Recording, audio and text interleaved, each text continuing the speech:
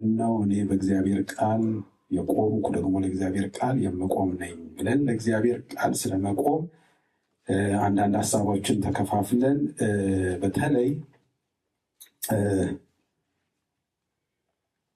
ዘሪ ሊዘራ ወጣ የሚለው የመጨረሻው ትምህርታችን ነው ብዬ ባለፈው ሳምንት ተናግሬ ነበር። ግን መጨረስ ስላልተቻለ እሱን አሁንም ወደዛ ከፍተን ዛሬ ለቃሉ መገዛት በሚል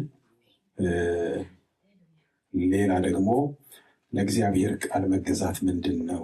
የእግዚአብሔር ቃል ምንድን ነው? ለእኛ ብዙ ነገር አይተናል። ግን ስለ እግዚአብሔር ቃል ስናስብ ራሱን እግዚአብሔርን እንድናስበው እግዚአብሔር በሚገባን መንገድ ራሱን የገለጠው በቃሉ ነው አይደል?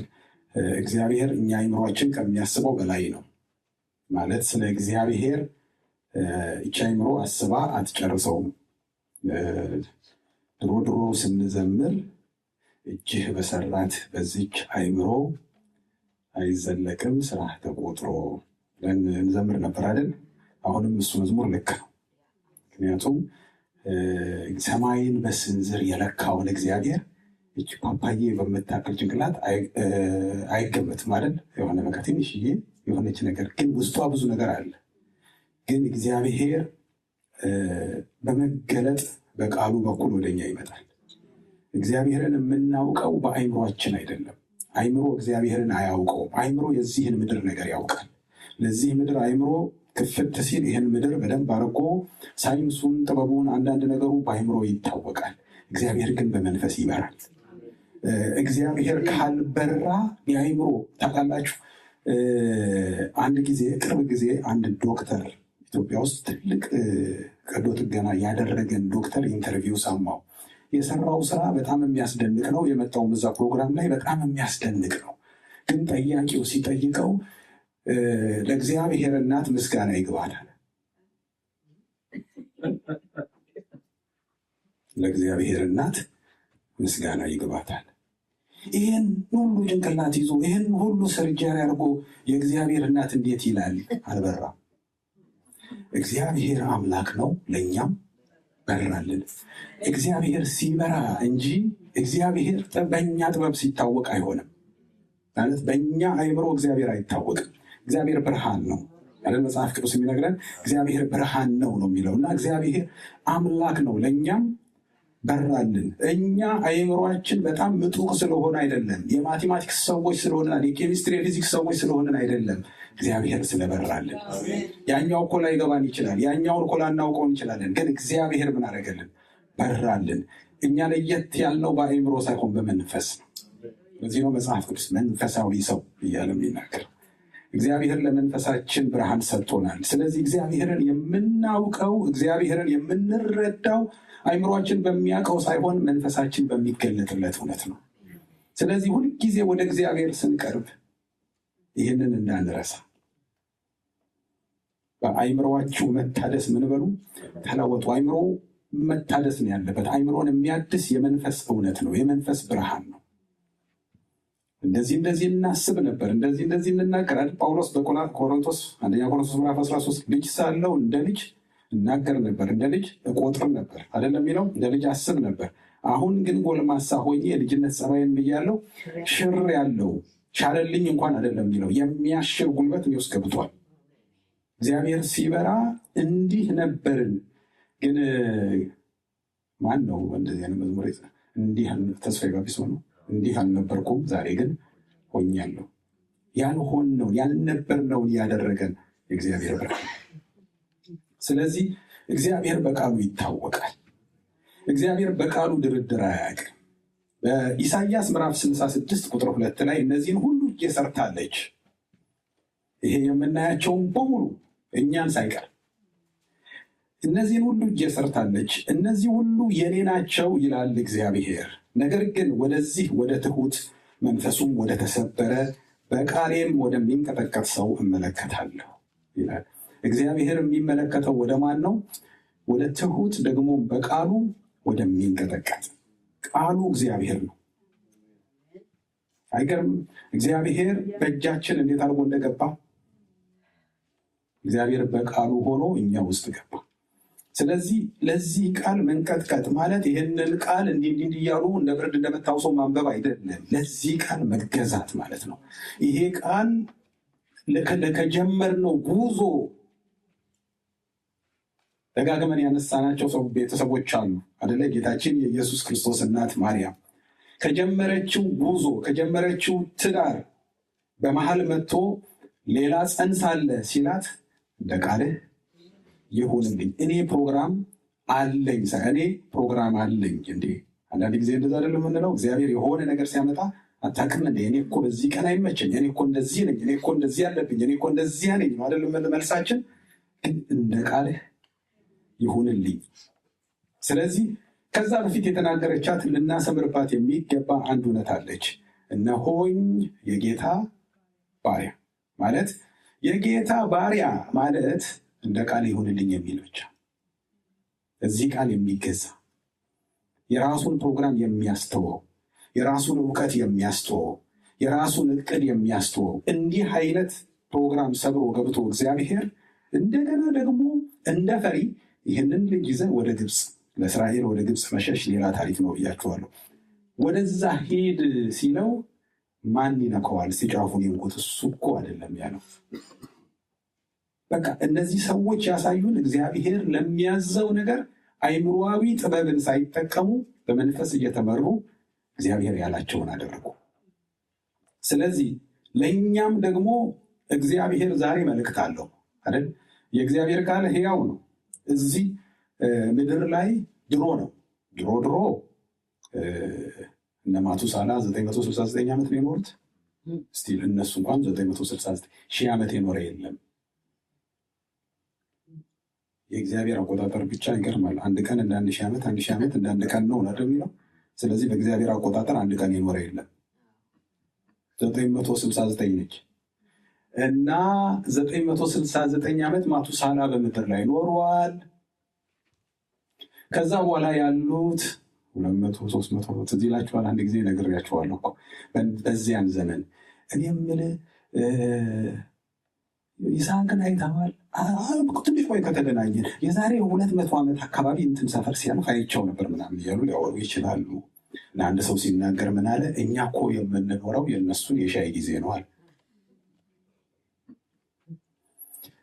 በጣም ትንሽ ነው አይደለ? ኑሯችን በጣም ጥቂት ነው። አሁን ብንኖር 80 120 ከድካም ጋር ማለት ነው አብረን ቆጥረ ነው።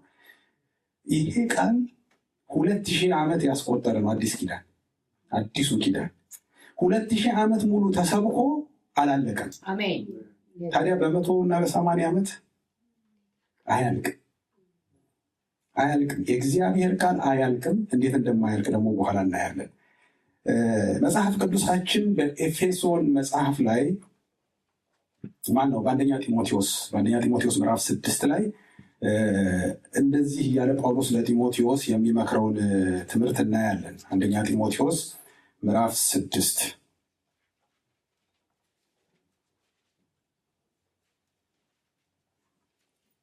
ቁጥር 6 ኑሮዬ ይበቃኛል ለሚለው ግን እግዚአብሔርን መምሰል እጅግ ማትረፊያ ነው።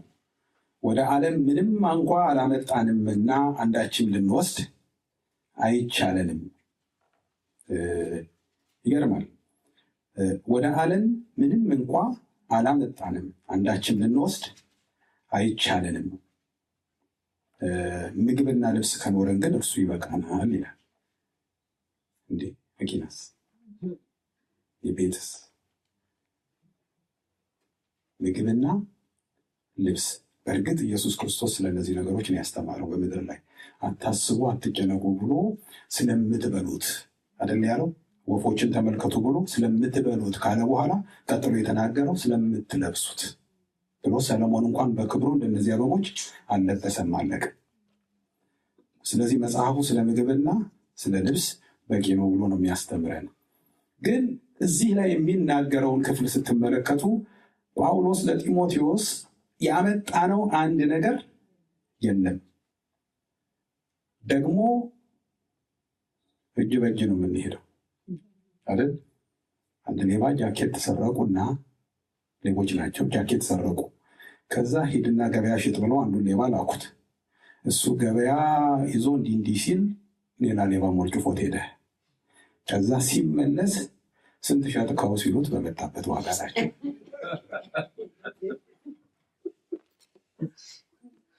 ባዶአችንን መተናል፣ በመጣንበት ዋጋ እንሄዳለን። ምንም ተይዞ አይመጣም አይደለ? ባለፈው አንድ ታሪክ ሰምቼ ነግሬያቸዋለሁኝ። አንዲት እናት ልጅ ስትወልድ እዚህ ሀገር ሕፃን ልጅ ሲወለድ ኢትዮጵያም ነው እርግጠኛ ሆስፒታል ከሆነ ፈሳሽ አብሮት ስለሚወጣ ይዘቀዝቁታል። እና እናት ይህን አታውቅም። አባትየው አብሯታል፣ አገልጋይ ነው። እና ነርሷ ልጁን ዘቅዝቃው ስትመጣ ወይኔ ልጄን ዘቀዘቁት ስትለው ግዴ ለእግዚአብሔር ምንም ይዞ እንዳልመጣ እያሳየን ነው። እንደዛ ነው የመጣ ነው። ባዷችንን ነው የመጣ ነው ይለዋል። ምንም ይዘን አንሄድም። የለም ይህንን ለጢሞቴዎስ በአንደኛ ጢሞቴዎስ ምዕራፍ 6 ላይ ከነገረው በኋላ በሁለተኛ ጢሞቴዎስ ደግሞ ምዕራፍ 4 ላይ ጳውሎስ ስለ መሄጃው ዘመን ይነግረዋል። እናንተ እንደምታውቁት ጳውሎስ ከመሄዱ በፊት ለጢሞቴዎስ የሚነግረው ነገር በጣም የሚገርም ነው። ሁለተኛ ጢሞቴዎስ ምዕራፍ 4 እንደዚህ ይላል፣ በእግዚአብሔር ፊት በሕያዋንና በሙታን ሊፈርድ ባለው በጌታ በኢየሱስ ክርስቶስ ፊት በመገለጡና በመንግስቱም እመክርሃለሁ። ቃሉን ስበክ፣ በጊዜውም አለጊዜውም ጽና፣ ፈጽመህ እየታገስክና እያስተማርክ ዝለፍና ገስጽ፣ ምከርም። ሕይወት የሚገኝበትን ትምህርት የማይታገሱበት ዘመን ይመጣልና፣ ነገር ግን ጆሮቻቸውን የሚያሳክክ ስለሆነ እንደ ገዛ ምኞታቸው ለራሳቸው አስተማሪዎችን ያከማቻሉ። እውነትን ከመስማት ጆሮቻቸውን ይመልሳሉ፣ ወደ ተረትም ፈቀቅ ይላሉ። አንተ ግን ነገርን ሁሉ በልክ አድርግ፣ መከራን ተቀበል፣ የወንጌል ሰባኪነትን ስራ አድርግ፣ አገልግሎትህን ፈጽም። በመስዋዕት እንደሚደረግ የኔ ሕይወት ይሰዋልና የሚሄድበትም ጊዜ ደርሷል። ምን አለም? የምሞትበትም ሳይሆን የሚሄድበት ጊዜ ደርሷል። መልካሙን ገድል ተጋድያለሁ፣ ሩጫውን ጨርሻለሁ፣ ሃይማኖትን ጠብቄያለሁ። ወደፊት የጽድቅ አክሊል ተዘጋጅቶልኛል። ይህን ጻድቅ ፈራጅ የሆነው ጌታ ያን ቀን ለእኔ ያስረክባል። ደግሞም መገለጡን ለሚወዱ ሁሉ እንጂ ለእኔ ብቻ አይደለም። በቶሎ ወደ እኔ እንድትመጣ ትጋ። ዴማስ የአሁኑን ዓለም ወዶ ትቶኛልና ወደ ተሰሎንቄም ሄዷል። ቂርቂስም ወደ ገላትያ፣ ቲቶም ወደ ድልማጥያ ሄደዋል።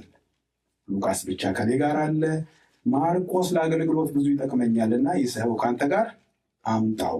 ቲኪቆስን ግን ወደ ኤፌሶን ላኩት ይለዋል። ቅድም ምንድነው ያነሳነው? በአንደኛ ጢሞቴዎስ 6 ላይ ይዘን የመጣ ነው የለም፣ ይዘን የምንሄደው የለም አደለ? ግን አንድ ነገር እዚህ ጋር ቀጥሎ የሚናገረውን እንስማ። ስትመጣ በጢሮአዳ ከአቅርጳ ዘንድ የተውኩትን በርኖሱንና መጽሐፍቱን ይልቁንም በብራና የተጻፈውን አምጣል። ምንም ተይዞ ባይኬድ እየተነበበ የሚኬድ መጽሐፍ። ጊዜ ደርሷል አደለ? ጊዜ ደርሷል። ምንም ይዤ አልመጣሁም፣ ምንም ይዤ አልሄድም፣ ግን እያነበብኩ እሄዳለሁ። መጽሐፉ ለሟችም ያስፈልጋል። ከመጽሐፉ ጋር ነው አብሬ የሚሄደው። መጽሐፉን ይዘህልኝና እዛ ጋር በመስዋዕት እንደሚደረግ የኔ ሕይወት ምን ይላል? ይሰዋል፣ እሞታለሁ አይደል እያለ ያለው የመጨረሻውን ነው እየነገረው ያለው። ነገር ግን አሁን ግን ሲሄድ በቃ እየተንበረበርኩ እየተንቀጠቀጥኩ ሳይሆን ይዤ የሚሄደው ቃል አለ፣ መጽሐፍ አለ። እሱን አምጣልኝ። ባዶ እጅ ባይኬድም እየተነበበ የሚኬድ እዛ የምንገናኘው እዚህ እየመራን እዛ የሚያገኘን ይሄ ያውቃል ብቻ። ስለዚህ ለዚህ ቃል ያለን ነገር የተለየ ሊሆን ያስፈልጋል። ይህንን ቃል መመሪያ ብቻ ማድረግ፣ ይህንን ቃል መስበክ፣ ይህንን ቃል ማውራት፣ ይህንን ቃል መዘመር ብቻ ሳይሆን ለዚህም ቃል መገዛት፣ ለዚህም ቃል መኖር ያስፈልጋል። ክርስትና መልካም የሚመስለንን የምንመርጠው ሳይሆን ቃሉ የሚያዘንን የምናደርግበት። በቃ ይሄ ቃል ነው የሚገዛን። እሺ ለምንለው ነገር ከዚህ ቃል ጋር ነው የምንስማማው። እምቢ ለምንለውም ነገር ከዚህ ቃል ጋር ነው የምንስማማው። እንደ እግዚአብሔር ቃል ያልሆነ እንደ እግዚአብሔር ቃል ላልሆነ ነገር ራሳችንን አንሰጥም። በቃ ክርስቲያን መሸሻ አለው። የሚሸሸው ወደ እግዚአብሔር ቃል ነው። የሚደበቀው ወደ እግዚአብሔር ቃል ነው። ትዝ ይላችኋል እግዚአብሔር አሮንን እና ሙሴን ወደ ከነዓን እንዳይገቡ ያደረገበት ቦታ ትዝ ይላችኋል አይደል? ዘኍልቍ ምዕራፍ 20 ላይ አሮንን ምን አለው? በዛ በመሪባ ውሃ በዛ ቃሌን ምን አድርጋችኋል? ንቃችኋል፣ ወይንም ደግሞ በቃሌ ላይ አምጻችኋል ይላችኋል። እና ስለዚህ ምን አትሉ አትገቡም። እነሱ የተመለከቱት የውሃውን መውጣት፣ የነዛን ህዝብ መጠጣት፣ የነዛን ህዝብ ፍላጎት፣ የነዛን ህዝብ ምኞት ማሟላት እንጂ የእግዚአብሔርን ቃል መታዘዝ አልነበረም።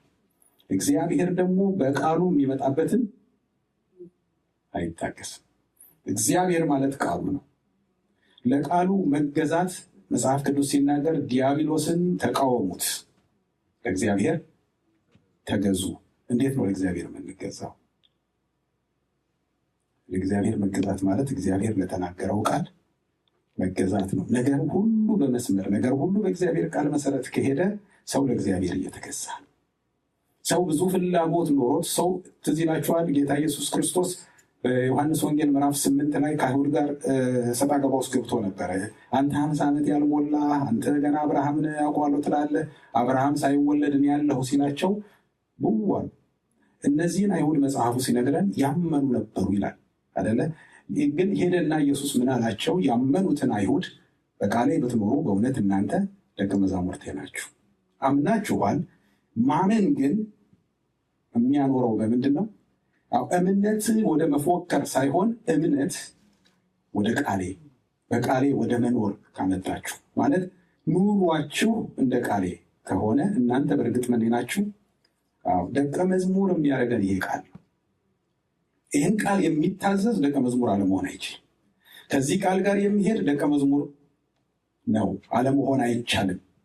ስለዚህ በቃሌ በቃሌ በቃሌ በቃሌ እያለ ይሄዳል እንደ እግዚአብሔር ቃል። እኔ አንዳንድ ጊዜ አንዳንድ መዝሙር ስሰማ ይሄ ነገር እንደ እግዚአብሔር ቃል አይደለም እላለሁ። ግን ብዙ ሰው ያንን መዝሙር ሲወደው ያለው ለምንድን ነው ቢባል ዜማው ደስ ይላል፣ ሙዚቃው ያምራል። ግን እንደ እግዚአብሔር ቃል አይደለም።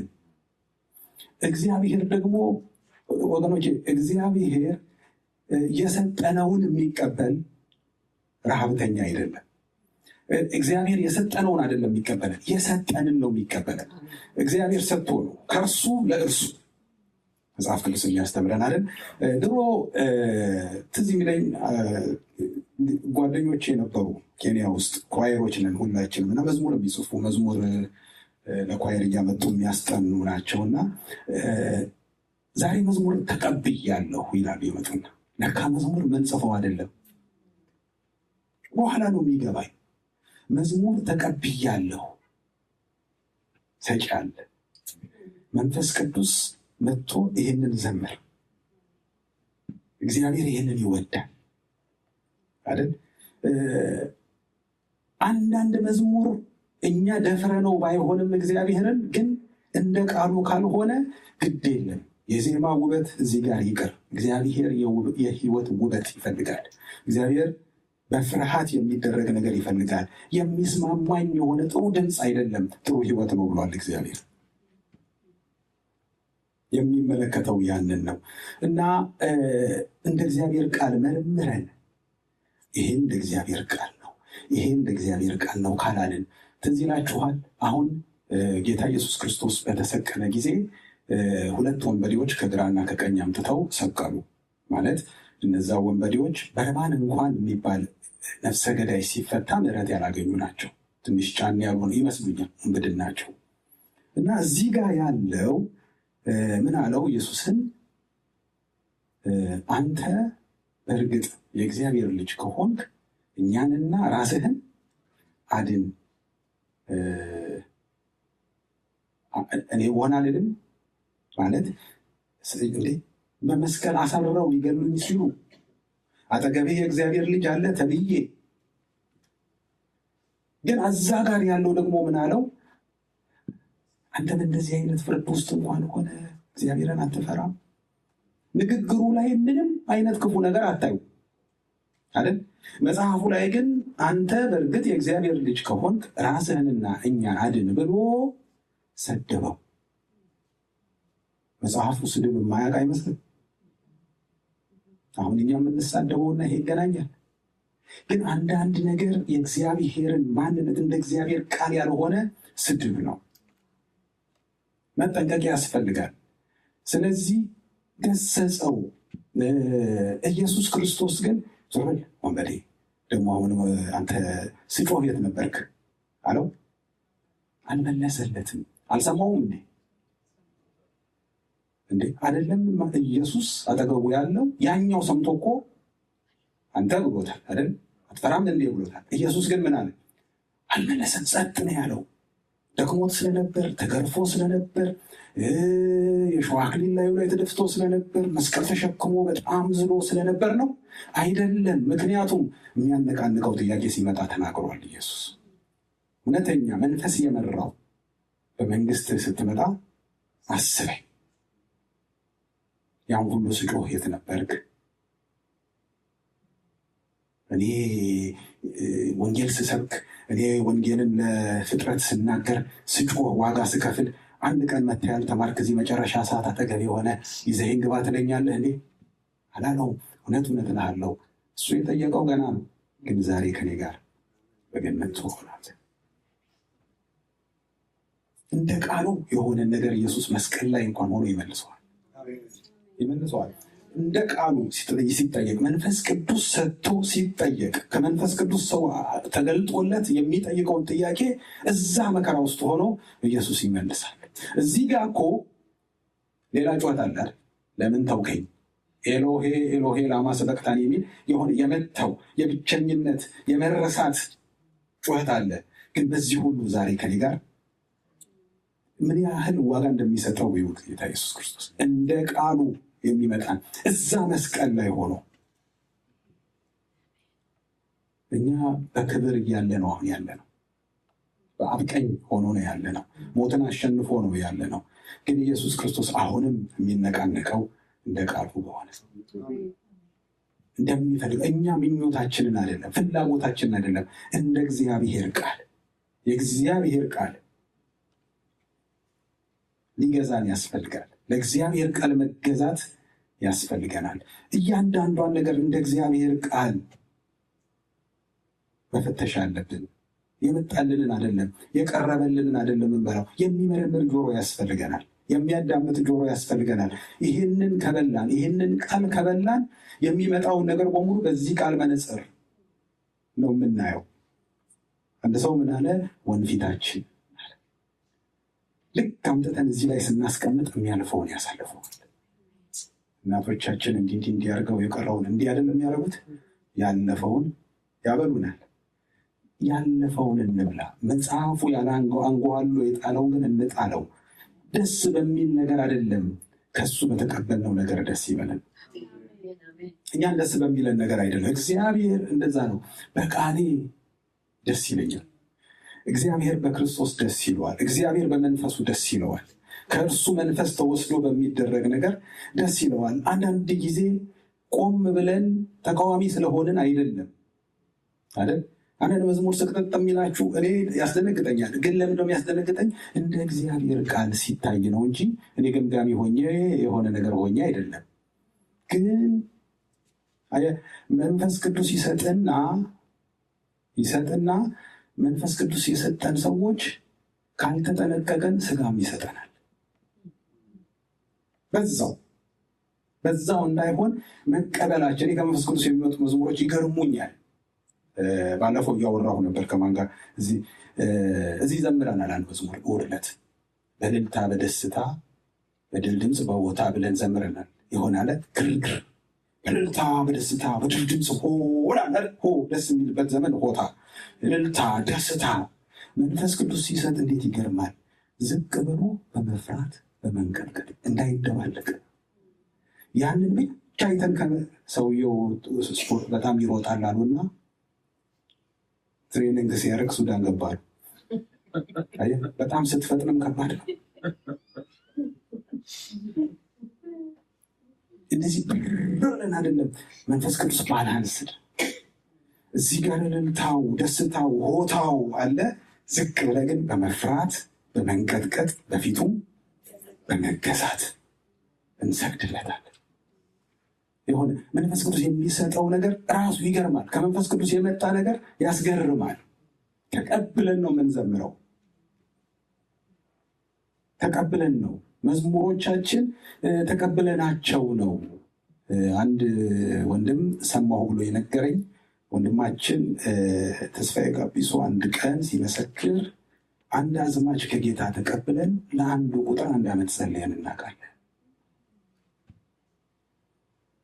በችሎታ ከሆነ ግን 10 መዝሙር አሁን ያልቃል አይደል? ምንም የምናውቀው የሆነ ነገር ምናምን ይመጣል ስናልፍና አንዳንድ እኮ ሰው በሰው ሲናደድ የሚዘምረው መዝሙር አለው አይደል? ለሰው ልክ ልኩን የምንነግርበት ድሮ አይደለ? ሰዎች ልጆቻቸውን ስም ሰጥተው በልጆቻቸው ስም ጎረቤት ይሳደቡ ነበር ይባላል። 10 የጠሩታል ውጭ አድርገው።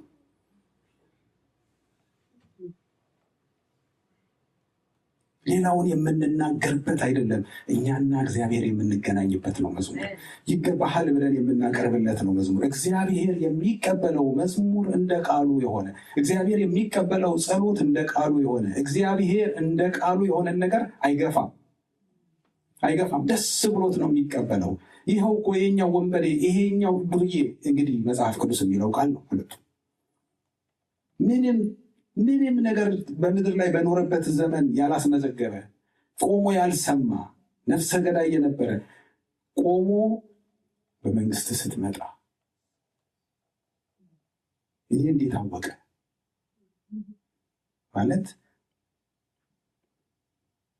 እኛ እንኳን በዚህ ዘመን ነገራቸው አንድ ኢየሱስ ትመጣለህ የሚል አንድ መዝሙር አለ ሲዲ ላይ እና ዩቲዩብ ላይ ወጣና አንድ ሰው ኮሜንተር እዛ ላይ በቴሎ አሁንም አለ ኮሜንቱ ምን ብሎ ነው የጻፈልኝ?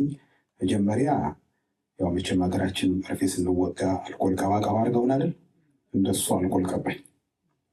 አንተ የምትዘምራቸው መዝሙሮች በሙሉ እንደ እግዚአብሔር ቃል የሆኑ መዝሙሮች ናቸው። እዛ ላይ ሄዳችሁ ስታዩታላችሁ። ግን የዚችኛዋ ላይ ተሳስተሃል።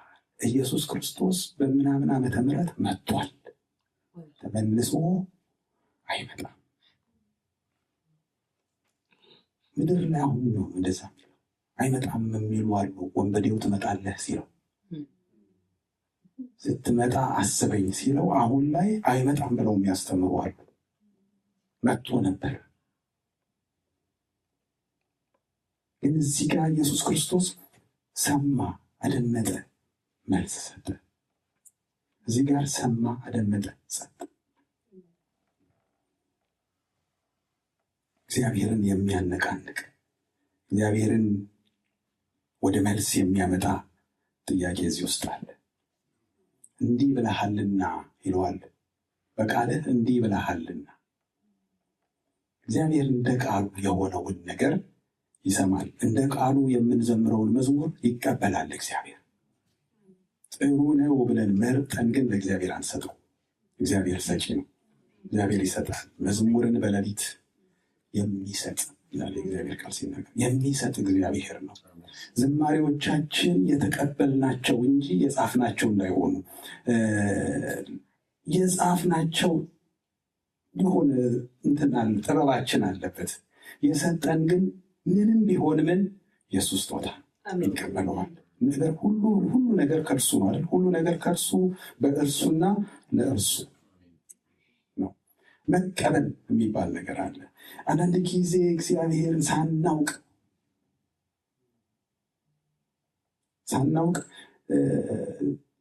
በመዝሙር እንስተዋለን።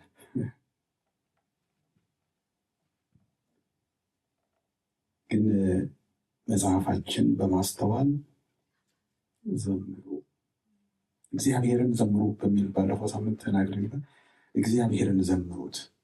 ዛሬ የዘመርነው እዚህ ናቸው። ማን ነው እንዳንተ በኃይል ቢሆን መገዛት የለበትም እዚህ ውስጥ። አሁን ኃይልም ቢሆን አሁን እነሱን ስታስቡ እነንትና እነ ቻይና እና አሜሪካ እነ ምናምን ሀያል ነን የሚሉ ይሄ ልዕለ ሀያል የምትባል ሀገር ምናምን የለም እኮ የለም። እግዚአብሔር እንዴት ያለ ኃያል ነው! በኃይል ቢሆን በስልጣን ቢሆን በክብር ቢሆን ብለን ከዘመርን በኋላ እሱ ያልነው አባታችን ነው።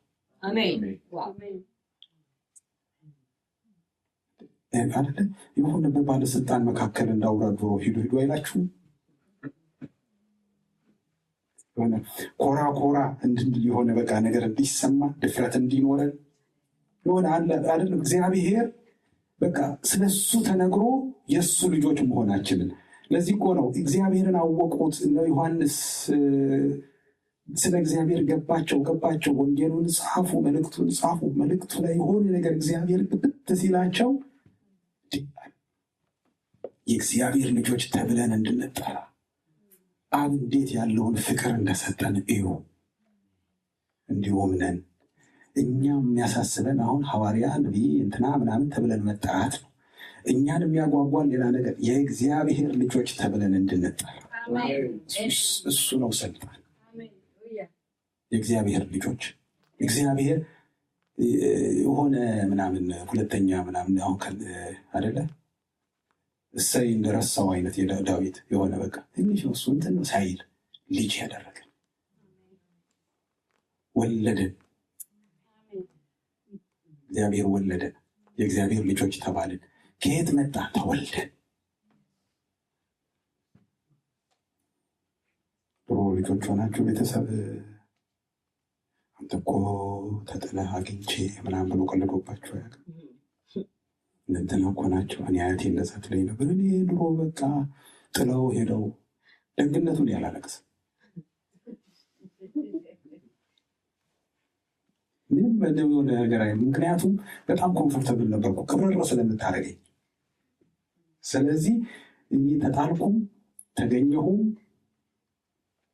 ምንም አልልም። ግን ልጆች ያለቅሳሉ ብዙ ጊዜ እኛ ተጥላ አግኝተን እንደዚህ ምናምን ተጥለን ያገኘን እግዚአብሔር ነው። ግን አነስቶ ወደ ቤት አላስገባንም፣ ወለደን። በእውነት ቃል አስቦ ወለደን። ለዚህ ነው ጴጥሮስ ዳግመኛ የተወለዳችሁት ከሚጠፋ ዘር አይደለም፣ በቃ ከዚህ በኋላ የማይጠፋ ዘር ውስጥ ገባን። በምን? በዘላለም በሚኖር በእግዚአብሔር ቃል ተወለዳችሁ። አሁን እኛን ቀና ያደረገን ይሄ ቃል ነው። በዚህ ቃል ቆም ያለሁ የምንለው ለዛ ነው። በዚህ ቃል ስለተወለድን ነው። ይሄ ቃል የማይመጥነው ነገር በሙሉ አይመጥነንም። ከዚህ ቃል ውጪ ምንም ነገር እኛን አያንቀሳቅስ። ይችን ቤተክርስቲያን የሚመራ ይሄ ቃል ነው። እንደ እግዚአብሔር ቃል ነው የምንመራው። እነንትና ስላደረጉ የምናደርገው ነገር የለም። እነንትና ጥሩ ነው ስላሉ ጥሩ ነው የምንለው ነገር፣ እግዚአብሔር መሪ ነው። መጽሐፍ ቅዱስ እግዚአብሔር መሪ ነው አይደል? እግዚአብሔር በቃሉ ይመራናል። ስለዚህ ሩጫችን ወደ እግዚአብሔር ቃል ነው። የእግዚአብሔርን ቃል አጥኑ፣ የእግዚአብሔርን ቃል ተማሩ፣ እግዚአብሔርን ቃል እናንብብ፣ እናጥና የሚባልበት ዋናው ምክንያት ጥቅስን በጥቅስ ምናምን እንድንሽርበት አይደለም። ነገር ግን እግዚአብሔርን እንደ ቃሉ እንድንከተለው የሚታወቅ አምላክ ነው። ሆሴዕ ላይ እንደዛ አይደለም የሚለው? እንወቅ እናውቀውም ዘንድ እግዚአብሔርን እንከተለው ማለት እግዚአብሔርን እንወቀው። ካወቃችሁ ጠረፋችሁ ቁጭ ብሎ አይደለም። እናውቀው ዘንድ ደግሞ እንከተለው። ስናውቀው የበለጠ እንድናውቀው ወደ ቃሉ እንሩጥ። ወደ ቃሉ ጆሮአችን በቃሉ ከሆነ ይመረምራል።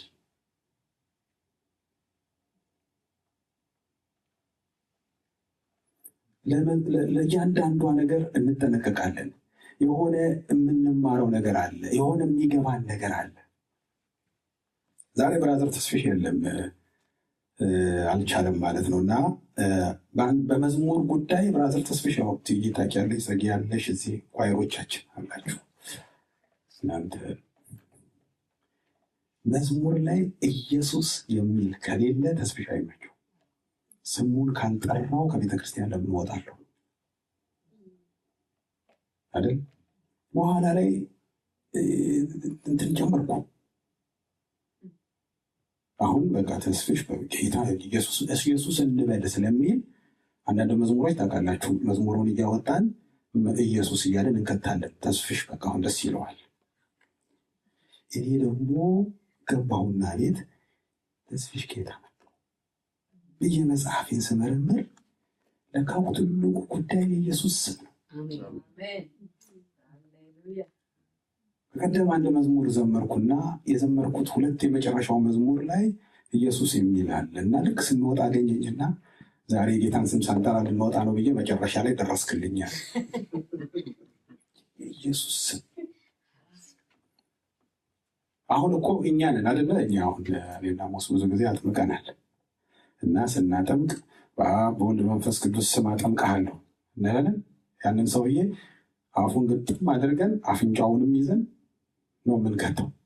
በኋላ ቁጭ ብዬ ሳይ እንደዛ አልነበረም። አፍና አፍንጫው ተይዞ ሳይሆን በአፉ ኢየሱስ ኢየሱስ ኢየሱስ የጌታን ስም እየጠሩ ነው የሚጠመቁት። ይጠሩታል። በዛ ስም ውስጥ ወደ ዘመሩት በስምህ ውስጥ ኃይል አለ። በስምህ ውስጥ ሁሉ በቃ የጸና ግንብ ነው ይሄ ስም። ስም ብለን አይደል የዘመርነው? ይህንን ስም በተገኘው አጋጣሚ ሁሉ እንጠራለን። የእኛ መነሻ መድረሻ ይሄ ስም ነው። ስለዚህ ስም ነው የምንዘምረው። ስለዚህ ስም ነው የምናወራው። ስለዚህ ስም ነው እግዚአብሔር ከፍ ያደረገው ስም ነው አይደል? ስንዘምር ያለው እግዚአብሔር ከፍ ያደረገው ስም ነው። መጽሐፍ ቅዱሳችን በፊልጵስዩስ 2 ላይ የሚነግረን እነከሌ ተሰብስበው አይደለም፣ መላእክቶች አይደለም ከፍ ያደረጉት፣ እግዚአብሔር አብ ከፍ አደረገው ስሙን። ይህንን ስም እኮ እኛ መጥራት አይፈቀድልንም፣ ግን ስሙን እየጠራ በስሙ ለስሙ ኢየሱስ ስለዚህ ነው በስሜ ያንዳንዷ ነገር መጽሐፉ ላይ ያለች እውነት ነው። ዘማሪያችን ኢየሱስን ያማከለ ዘማሪያችን እርሱን እግዚአብሔርን ያማከለ ስለ እግዚአብሔር ታላቅነቱን፣ እግዚአብሔር መሐሪነቱን፣ እግዚአብሔር ቸርነቱን፣ አልፎ አልፎ ደግሞ የእኛን ደካማነት ነገር ግን በእርሱ መታሰባችን የሚገርመን የሚደንቀንን መዝሙር እንዘምራለን እንጂ እግዚአብሔርን ምንድን ነበር አንድ መዝሙር ሰምቼ ሮብ ስለሆነ ነው አንድ መዝሙር ሰምቼ ነበር። ቆይ ላስበው። እግዚአብሔርን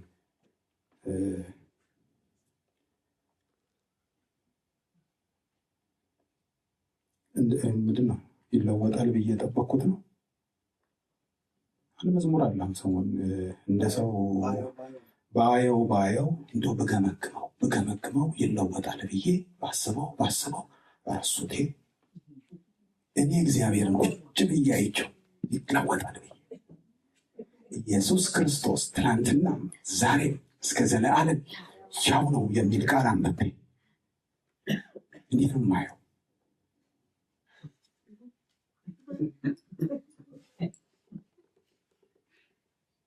እኔ እሱ ይሄኝ እንጂ የት ድረስ ነው የሚሄደው ነው። እኔም አላልኩም እሱ ከላይ ሆነ እንደው ባይ አንተ አትለወጥ ልጅ ልክ እንደሱ እንዳልሆነ አንተ ለካ ምናምን ስትል ነው አንተማ አልተለወጥክ። እኔም ይለወጣል ብዬ አልጠበቅኩ። እግዚአብሔር የምንታዘበው የምንገመገመው ሳይሆን የምንገዛለት አሜን። እንደ ቃልህ ነህ፣ እንደ ቃልህ ነህ፣ ሕያው ነህ፣ ለዘላለም ያው ነህ። ትናንትና ያው ነህ፣ ዛሬም ያው ነህ፣ ወደፊትም ያው ነህ። በቃ አለቀ። እኔን አሁን እዚህ ጋር ያቆመኝ ያውነትህ ነው እንጂ ትለወጣለህ ብዬ ለሰከንድ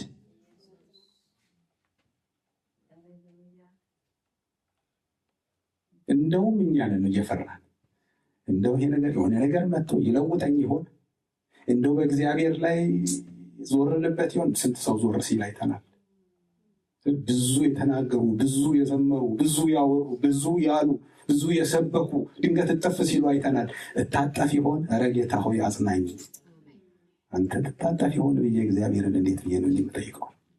እግዚአብሔር ለዘላለም ታማኝ ነው፣ አይለወጥም። ይህንን ያገኘነው ቃሉ ላይ አንተ ቃልህ እንደሚልህ ነህ፣ አትለወጥም። አንድ መዝሙር አለ ዘመናት ዓመታት ፍጹም ሊሽሩህ አይችሉም። ኢየሱስ ያው ነህ ለዘላለም መዝሙር በመዝሙር እያጣፋን እንዳንቀመጥ አትለወጥም ብለን ዘምረናል። ምንም ሌላ የምናየው ነገር የለም። አይለወጥም። ወደ እርሱ እንሮጣለን፣ ወደማይለወጠው አምላክ። ሁልጊዜ አይኖቻችን እሱን ተስፋ ያደርጋሉ። የሁሉ አይኖች አንተን ተስፋ ያደርጋሉ። ተስፋችን እግዚአብሔር ነው። ሰዎች ይለወጣሉ። ተስፋ ያደረገናቸውን ሰዎች ድንገት ይዝሹ ብለውባቸው አያውቁም። እግዚአብሔር ግን ያው ነው፣ ያው ነው። አሁን እግዚአብሔር አንድ ጊዜ አሁንስ በዛ ብሎን ያውቃል። ጥፋታችን ትንሽ ሆኖ ነው።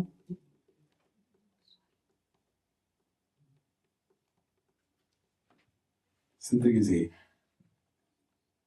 ቀረብ ስትሉ ምህረት፣ ቀረብ ስንል አሁን ቅድም ረተዋ ትጫወት አንተ ሰውዬ ረተዋ ተጸጸት። እግዚአብሔር መሐሪ ነው።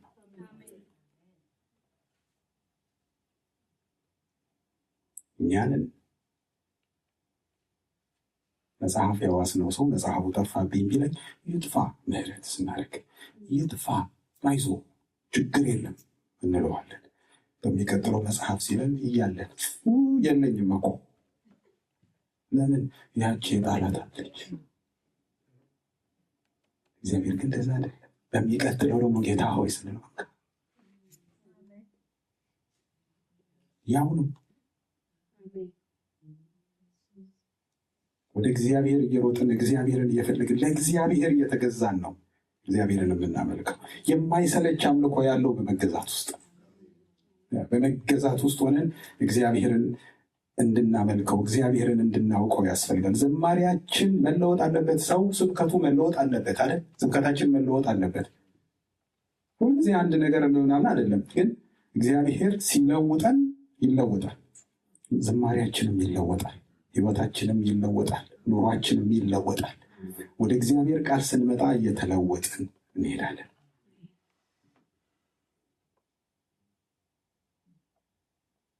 ስንት ጊዜ ነው በጀለት ነው ከሊሊ ጋር እያወራን ነበረ። ወንጌልን አልቻልናትም። በንግግርም እንደው በብልጠትም በለጠች። ይቺ ልጅ የደጃችሁ ልጅ ነች ሁሉ ብያለሁ።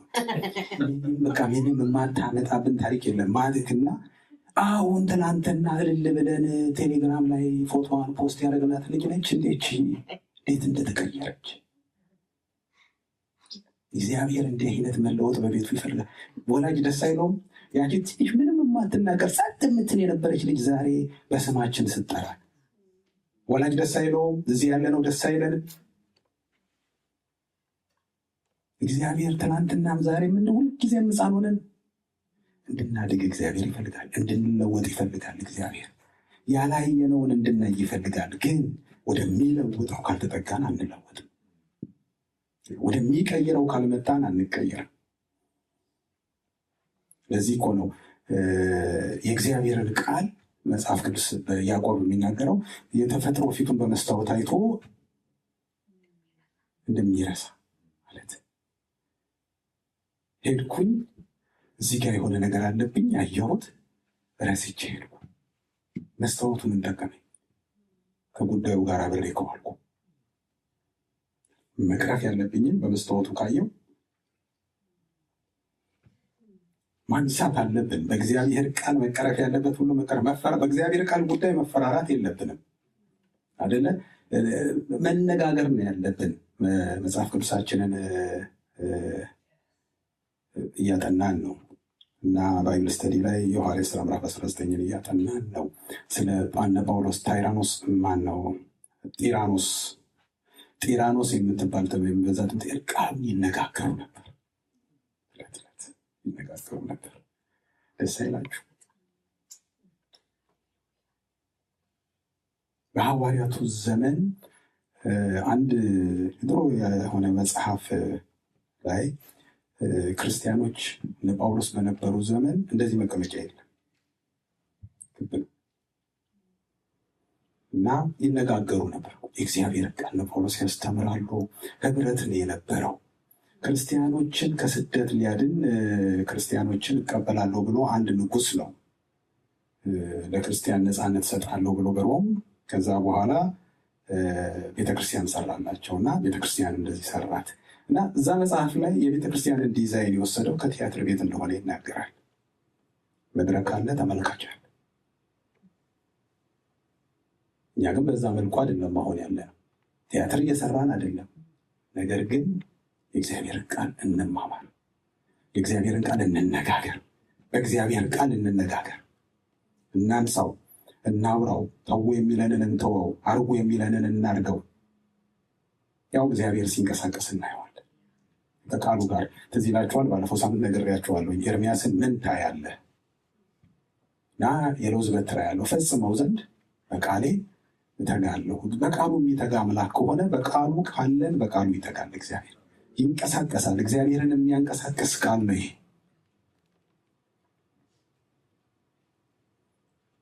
ድሮ ትምህርት ቤት እያለን በረፍት ሰዓት በተለይ ኤሌመንተሪ ተማሪዎች በነበርን ጊዜ ድሮ ነው፣ በጣም ድሮ ነው፣ እናንተ ልጆች ያላችሁ ማለት ነው።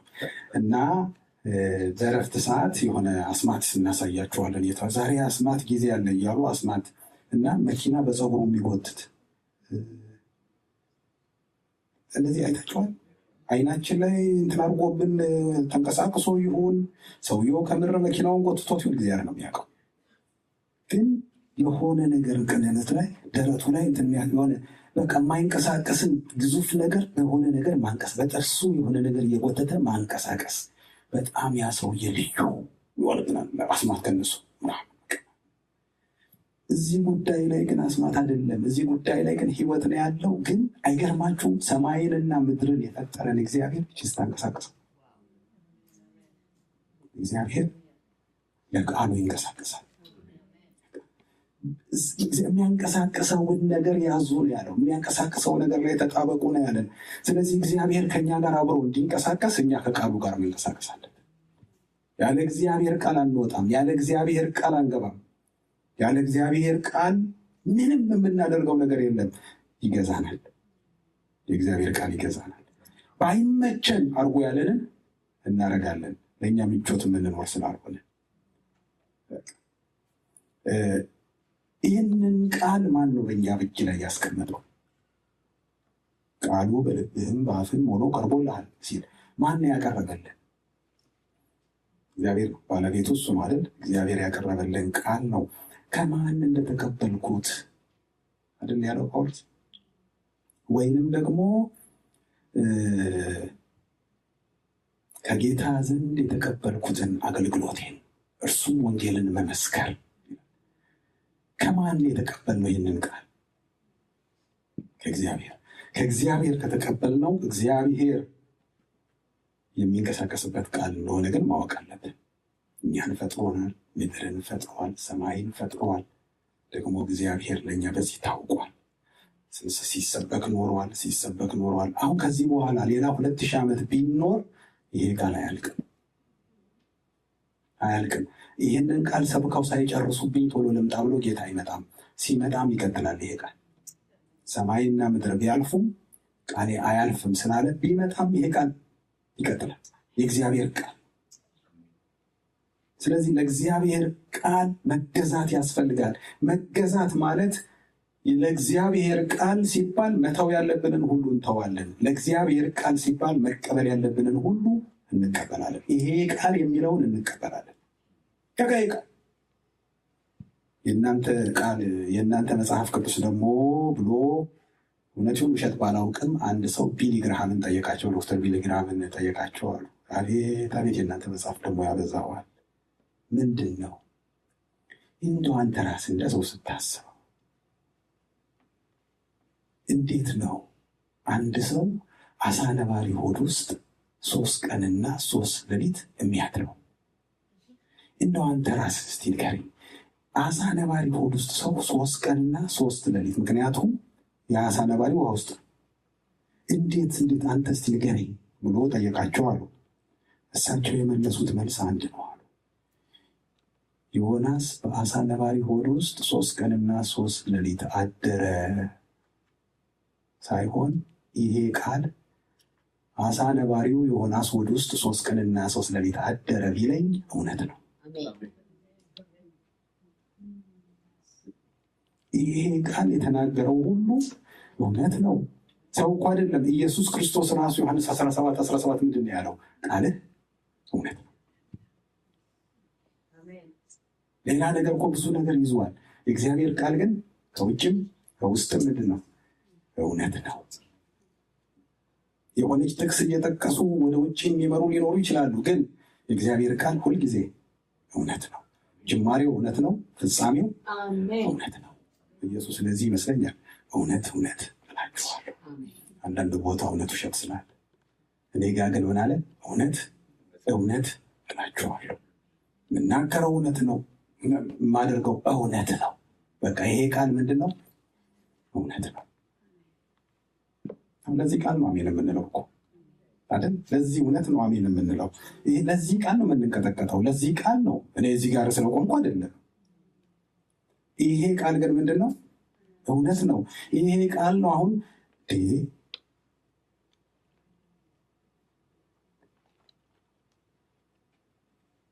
ይህንን ቃል ባነበብን ቁጥር፣ ይህንን ቃል ባየን ቁጥር እላያችን ላይ የሆነ ነገር ቁጭ ቁጭ ሲል ነው የምናየው። የሆነ እግዚአብሔር ሀሳቡን ግልጥ ሲያደርግ መጽሐፍ ቅዱስ እንደሚያስተምረን የእግዚአብሔር መንፈስን የሚያንቀሳቅስ የእግዚአብሔር መንፈስን የሚያሰራ ነገር የእግዚአብሔር መንፈስ እየተከተለ የሚሰራው ቃሉን ነው። ከዘፍጥረት ጀምሮ አይተናል። ባለፈውም የ2 ሳሙኤል 23ን የእግዚአብሔር መንፈስ በእኔ ተናገረ፣ ቃሉም በአንደበቴ ላይ ነበረ የሚለው ቃል የእግዚአብሔርን መንፈስ የሚያናግር የእግዚአብሔር መንፈስን የሚያነቃንቅ ይሄ ቃል አሜን። ይህ ቃል ስንማር በቃ በመገዛት መንፈስ ሆነን ነው የምንማረው። ምን ሊለኝ ነው? ይሄ ቃል ምን ሊያወራ ነው? ዛሬ ምንድን ነው የሚለው? እግዚአብሔር ዛሬ ምንድን ነው የሚለው? እግዚአብሔር አምላክ የሚናገረውን እሰማለሁ አይደል? እግዚአብሔር አምላክ ይናገራል።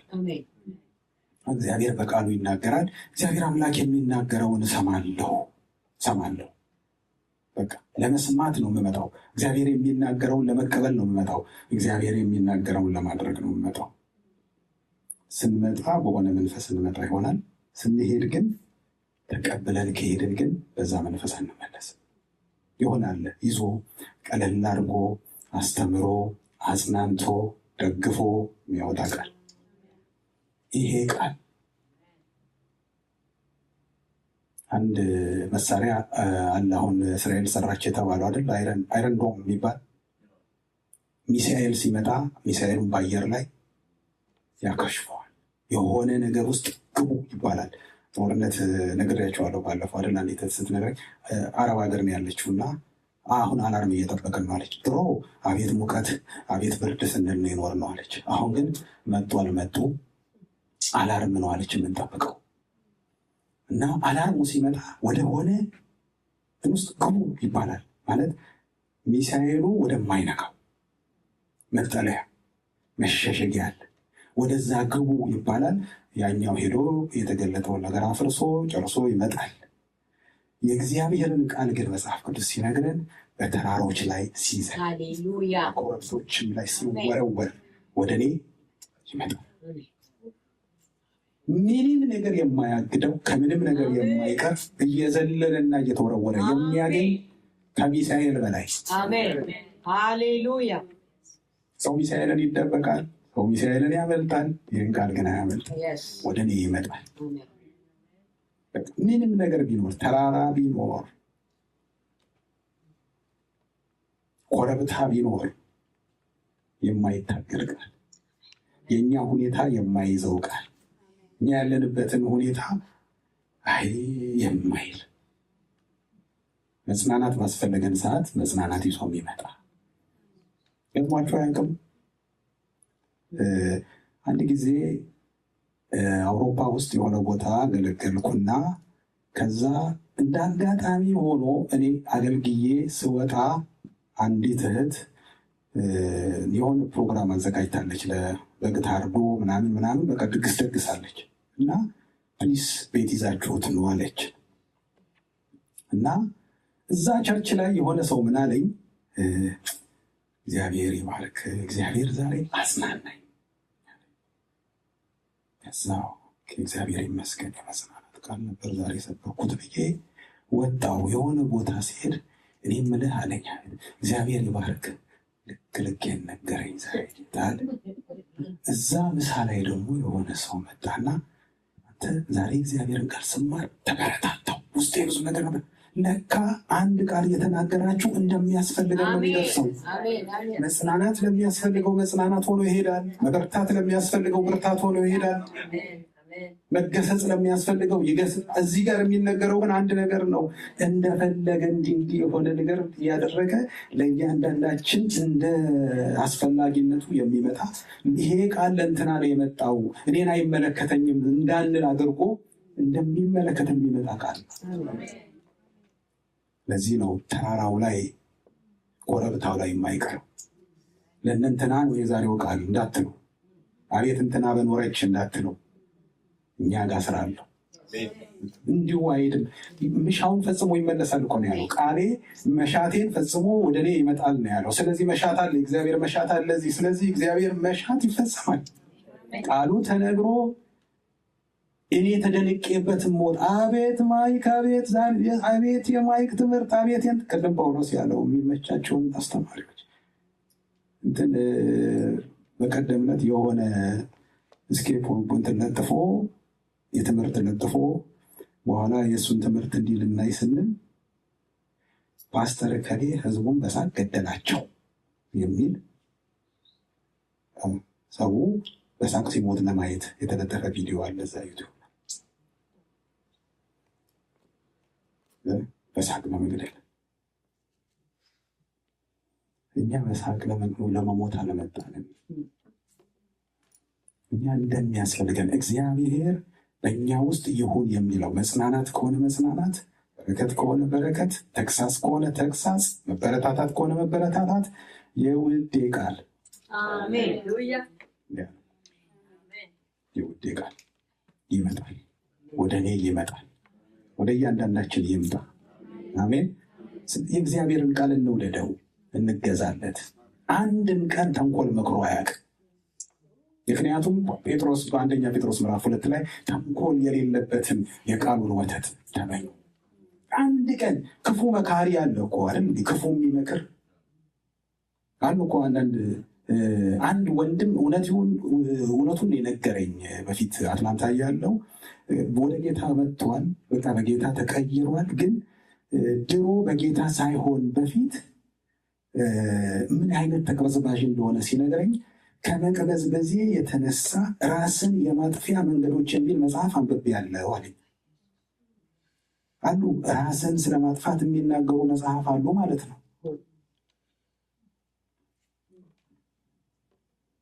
ነገር ግን ነፍስን ለማዳን የተጻፈ እውነት አንድ ቀን አጥፋት እንዲያርጋት የማይል ሁል ጊዜ ነፍስን አድን ወደ ሌና የሚል በቃ ይህንን ቃል ተሞልተህ እኮ ስትሄድ አለ አይደለ? አንዳንድ ጥሩ ንግግሮች እንኳን አይማርኩም። ጳውሎስ የመዳንን መንገድ የሚያሳዩአችሁ የልዑል ባሪያዎች ትላቸዋለች እየተከተለች። እችን ሴትዮ እኔ እንደሆናለሁ ራሴ እኔ በሆን እስቲ እችን ሴትዮ አንድ ጊዜ እጃችሁን አንሱና ባርኩልኝ። የመዳንን መንገድ የሚያሳዩ የልዑል እግዚአብሔርን የገለጠችበት የልዑል ባሪያዎች። ጳውሎስ ግን ተቸገረ። ለምን? ውስጡ ያለው ቃልና ያኛው ማች አላደረገም። የሚነገረው ውሸት ነው። ሴትዮዋ የምትናገረው የልዑል አምላክ ባሪያዎች የመዳንን መንገድ የሚያሳዩአችሁ ነው የምትለው። ያለው መንፈስ ደግሞ ይገልብጥ ይርፋ የሚል የሟርት መንፈስ፣ የሟርተኝነት መንፈስ ነው ያለባት ሴትዮዋ። ግን የምትለው ምንድነው? የመዳንን መንገድ የሚያሳዩአችሁ የልዑል ባሪያዎች። ተቸገረ። በጥሩ ንግግር መቸገር ይሆንልን። በጥሩ ነገር መቸገር የምንችለው ይሄ ሲሞላ ነው። ማቻ ያደርግም ባውንስ ያደርጋል። ይሄንን ተሞልተን ከሆነ ለዚህ እኮ ነው ቆላስይስ ምዕራፍ 3 ቁጥር 16 የእግዚአብሔር ቃል በሙላት ይኑርባችሁ ይላል። የእግዚአብሔር ቃል መኖሪያችን ከሆነ እግዚአብሔር ቃል እኛ ውስጥ የሚሞላ ከሆነ ጥሩ ንግግር አይማርከንም፣ ይቸግረናል። በጥሩ መዝሙር እንቸገራለን፣ ግን ምንጩ ይገባናል። ምንጩን እያወቅን እናመልካለን። ለመጨረሻ እንደዚህ ያለ መጽሐፍ ቅዱስ ላይ ዳዊት ነው፣ ዋላ ወደ ውሃ ምንጭ እንደምትናፍቅ አቤቱ ነፍሴ አንተን አለች። ዋላ ለምን ውሃ አትናፍቅም? ብዙ ውሃ አለ አይደል? ግን ምንጩ የዋላ ናፍቆት ምንድን ነው? ምንጭ። እግዚአብሔር ከምንጩ ያገናኝ። ይሄ የእግዚአብሔር ምንጭ ነው። አሜን። ውሃዎቹ አሉ፣ ብዙ ነገር ይዘው የሚመጡ ጎርፎች አሉ፣ ብዙ ትምህርት ይዘው የሚመጡ ብዙ ውሆች አሉ። ነገር ግን ምንጩ አቤቱ ነፍሴ አንተን በቃ አንተን። ጌታ ይርዳን። አሜን። ለዚህ ቃል እንገዛ። ይሄ ቃል ይግዛን። ምንድነው እሱ? ስንት ነጮች ጥቁሮችን ገዝተው የለ እንዴ? ደግሞ ገዛት ደግሞ ባሮች ሆኖ የተገዙ የሉም እንዲህ በሀገራችን ድሮ።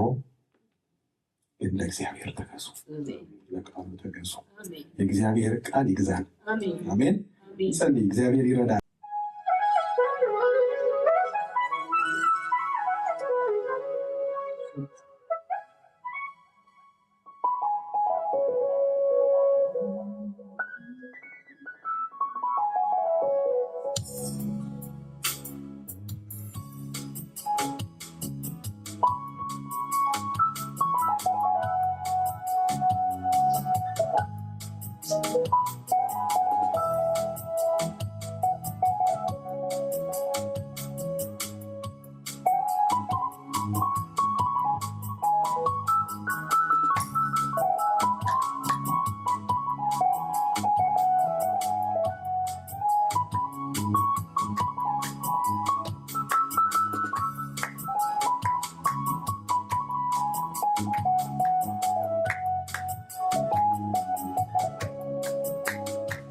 ከሰማይ የመጣው የውዴ ውብ ቃል ልጄ ወዳጄ ሆይ አንተ የኔ ሲል በኮረብታዎች ላይ መጥታልኝ ሲዘል ሐዘኔን ሊያስረሳኝ ነፍሴን ሊያባብል ከሰማይ የመጣው የውዴ ውብ ቃል ልጄ ወዳጄ ሆይ አንተ የኔ ሲል በኮረብታዎች ላይ መጣልኝ ሲዘል ሐዘኔን ሊያስረሳ ነፍሴን ሊያባብል ነፍሴ የውዴ የውስጤ የሚገባው ወዳጄ በቃሉ መጥቷል ወደ ደጄ ሲያንኳኳ ከፍቼ የክብርን ንጉሥ አስገባለሁ ካፉ ቃል ነፍሴን አጠግባለሁ ነፍሴ የውስጤ የሚገባው ወዳጄ በቃሉ መጥቷል ወደ ደጄ ሲያንኳኳ ከፍቼ የክብርን ንጉሥ አስገባለሁ ካፉ ቃል ነፍሴን አጠግባለሁ ነፍሴ የውስጤ የልቤ የሚገባው ወዳጄ በቃሉ መጥቷል ወደ ደጄ ሲያንኳኳ ከፍቼ የክብርን ንጉሥ አስገባለሁ ካፉ ቃል ነፍሴን አጠግባለሁ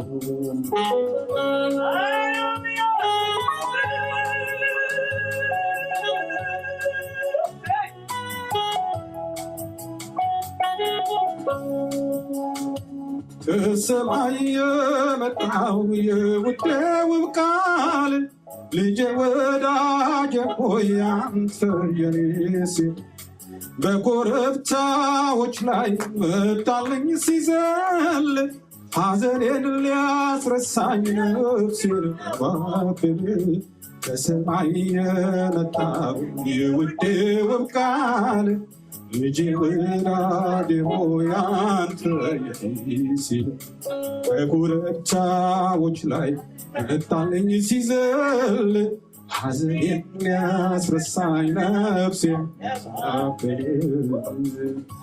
ነፍሴን የውዴ የውስጤ የሚገባው ወዳጄ በቃሉ መጥቷል ወደ ደጄ ሲያንኳኳ ከፍቼ የክብርን ንጉሥ አስገባለሁ ካፉ ቃል ነፍሴን አጠግባለሁ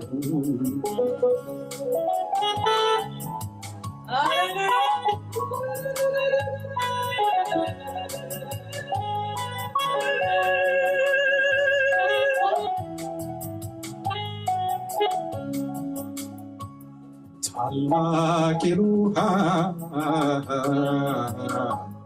ያንተ ፍጥረት ቅዱስ ይሉሃል በሰማይ መላእክት አንተ እግዚአብሔር ታላቅ አምላክ በሰው አእምሮ ከቋንቋው በላይ በላይ ታላቅ ይሉሃል ያንተ ፍጥረት ቅዱስ ይሉሃል በሰማይ መላእክት አንተ እግዚአብሔር ታላቅ አምላክ ከሰው አእምሮ ከቋንቋው በላይ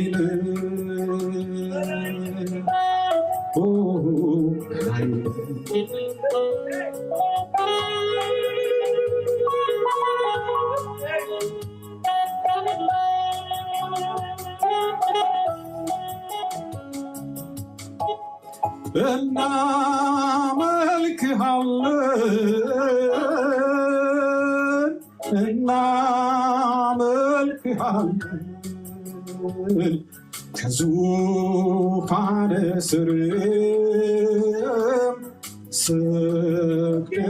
ሰግደንልሃለን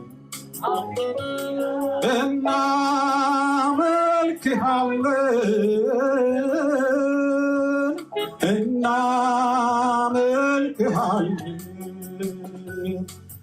በእውነት በመንፈስ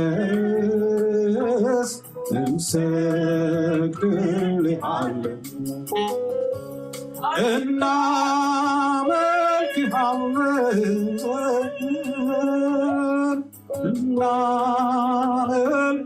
እናመልክሃለን ከዙፋን ስር ሰግድልሃለን በእውነት በመንፈስ ሰግድልሃለን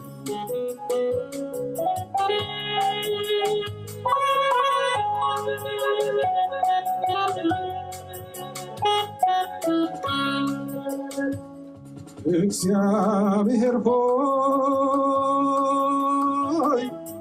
ወድሃለሁ ሕዝቤ ስላልከ አምላክ ስለሆንክ እናመልክሃለን፣ እናከብርሃለን። እግዚአብሔር ሆይ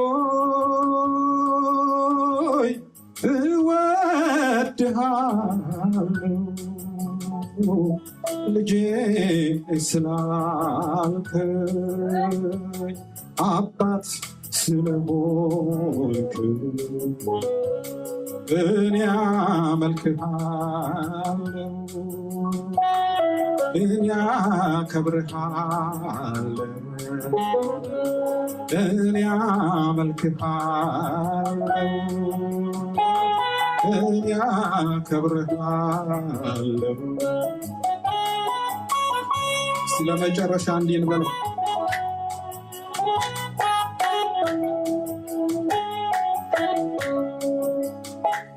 በሰማይ የመጣው የውዴ ውብ ቃል ልጄ ወዳጄ ሆይ አንተ የኔ ሲል በኮረብታዎች ላይ መጣልኝ ሲዘል ሐዘኔን ሊያስረሳኝ ነፍሴን ያባብል በሰማይ የመጣው የውዴ ውብ ቃል ልጄ ወዳጄ ሆይ አንተ የኔ ሲል ኮረብታዎች ላይ መጣልኝ ሲዘል ሐዘኔን ሊያስነሳ ነፍሴን ሊያባብል ነፍሴ የውስጤ የልቤ የሚገባው ወዳጄ በቃሉ መጥቷል ወደጄ ሲያንኳኳ ከፍቼ የክብርን ንጉሥ አስገባለሁ አፉ ቃል ነፍሴን አጠግባለሁ ነፍሴ የውስጤ የልቤ የሚገባው ወዳጄ በቃሉ መጥቷል ወደ ደጄ ሲያንኳኳ ከፍቼ የክብርን ንጉሥ አስገባለሁ አፉ ቃል ነፍሴን አጠግባለሁ።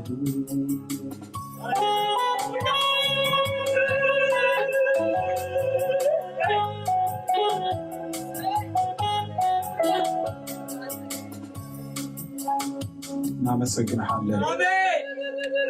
ተራሮች ላይ ሲዘል ኮረብቶችን ላይ ሲወረወር ወደኛ ስለመጣው ቃልህ ያለንበት ሁኔታ ያላገደው የልባችን ጠማምነት ያልከለከለው ነገር ግን ሊመልሰን ሊፈውሰን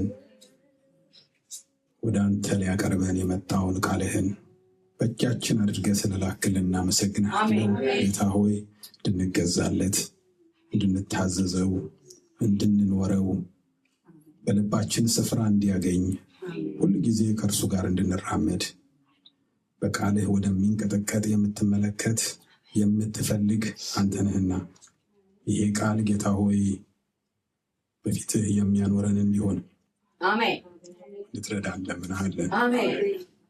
ስለኛ ጉልበት፣ ስለኛ አቅም፣ ስለኛ ችሎታ ሳይሆን ስለ ቃልህ እውነት እየመሰከርን እንድንኖር፣ ስለ ታላቅነትህ እያወራን እንድንኖር፣ ሕዝብ በቃልህ እንዲያውቅ፣ ቅዱሳን በቃልህ እንዲያውቅ፣ የሚዘምሩ በቃልህ እንዲዘምሩ፣ የሚሰብኩ በቃልህ እንዲሰብኩ፣ የሚጸልዩ እንደ ቃልህ እንዲጸልዩ፣ እግዚአብሔር አምላክ ሆይ ሁሉ ነገር ጌታ ሆይ በፊትህ እንደ ቃልህ እንዲሆን እንፈልጋለንና ጌታ እግዚአብሔር ሆይ ይህም ያንተን መሻት ነውና ስለሰጠን ስለዚህ ቃል ተመስገን። ልጅህን ኢየሱስ ክርስቶስን ያስተዋወቀን እኛን እንደገና የወለደን ጌታ ሆይ ይሄ ቃል ነውና ስለዚህ ቃል ተመስገን። በነገር ሁሉ እናመሰግንሃለን። ስለነበረን ጊዜ ተመስገን። ምሽታችንን ባርክልን። ከዚህ ስንወጣ ከኛ ጋር አሁን ከክፉ ሁሉ አድነን። እግዚአብሔር አባት ሆይ የዚህ ቃል ፍቅር ከኛ ጋር ይሄድ። አሜን። እንደገና እናንብበው፣ አሜን። እናውራው። አሜን። እግዚአብሔር ሆይ እንነጋገረው፣ እንጨዋወተው። በሁሉ ተመስገን። በጌታ በኢየሱስ ክርስቶስ ስም አሜን። እግዚአብሔር ይባርካል።